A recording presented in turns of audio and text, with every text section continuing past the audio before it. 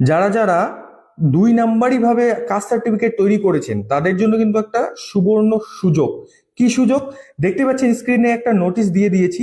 রাজ্য সরকারের তরফ থেকে কিন্তু এই নোটিশটা দেওয়া হয়েছে। এখানে বলা হয়েছে যারা যারা এইভাবে আর কি 2 নাম্বারই ভাবে এসসি কার্ড বানিয়েছেন, ওবিসি কার্ড বানিয়েছেন বা কাস্ট সার্টিফিকেট বানিয়েছেন, এবং যাদের একজনেরই 2টা করে কাস্ট সার্টিফিকেট, সময় সময়ে কাস্ট সার্টিফিকেট চেঞ্জ করে, যখন এসসির দরকার এসসি, যখন এসটির দরকার এসটি, সেরকম ব্যক্তি, এবং মানে এমন ব্যক্তিগুলো যেখানে ওরা কোনো কাস্ট থেকেই বিলং করে না তবুও তাদের কাস্ট সার্টিফিকেট রয়েছে, তাদের উদ্দেশ্যে এটা একটা সুবর্ণ সুযোগ। তারা কিন্তু নিজেদের নিজেদের কাস্ট সার্টিফিকেট গ্রামীণ এলাকা হলে বিডিও অফিস এবং পৌরসভা এলাকা হলে এসডিও অফিস এবং সঙ্গে বাতিল পত্র সহ জমা করবেন, বাতিল করার জন্য আবেদন করবেন।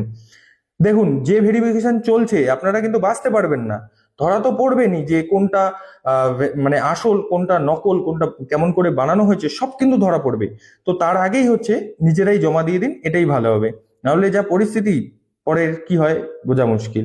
যাই হোক, ভিডিওটা এখানেই শেষ করো। এবং এই যে নোটিশটা, এটা কিন্তু কালেক্টেড, এটার সত্যতা আমার যাচাই করা হয়নি। আমার ভিডিওতে যেহেতু আমি সব সত্যি নিউজ দিই, তো এটা আমার বলা কর্তব্য ছিল যে এই যে নোটিশটা আছে, এই বিডিও অফিস থেকে যে নোটিশটা, এই বিষয়ে কিন্তু সত্যতা যাচাই করা হয়নি। ঠিক আছে।